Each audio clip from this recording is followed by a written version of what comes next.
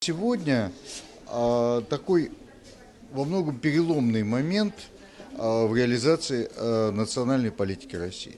Он связан с двумя обстоятельствами. Прежде всего, тот патриотический подъем, который налицо в нашей стране после Крыма, после бессмертного полка, и мы видим, резко снизил межнациональную напряженность. Это вот сегодня на совещании говорили, это во всей стране так.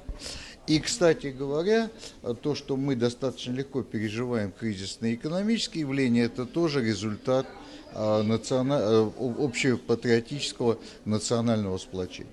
Тот курс, который взят на формирование общероссийской гражданской нации, это единственный реалистический курс. Почему?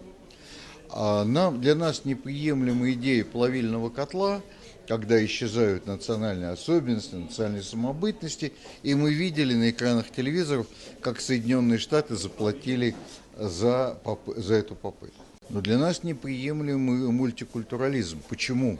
Казалось бы, такое Европа продвигает, хотя Меркель сказала, что мультикультурализм умер, а потому что он неизбежно пролезает в политическую сферу.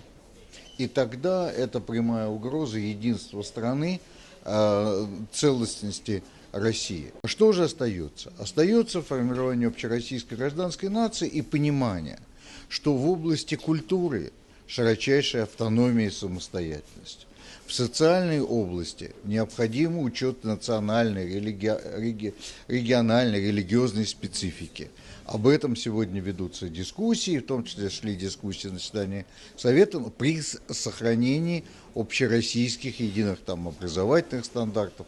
Обслуживание нужно учитывать то, что необходимо учить национальным языкам, сохранять культуру и так далее.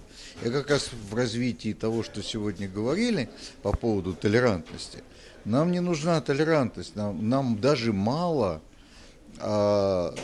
согласия. Нам необходимо братство народов. Почему братство? Дружбы нам тоже мало, потому что в дружбе сегодня друг, а завтра разругались. А братья, вот как не ругаются, а жить-то все равно вместе. Поэтому вот лозунгом сегодня должно быть братство народов. Но в политике действуют не русские, евреи, якуты. Там действуют граждане России. Единственное равенство гражданских прав, гражданской ответственности, но при этом все мы помним, что за нами национальные, культурные, исторические традиции, которые только усиливают нашу гражданскую идентичность.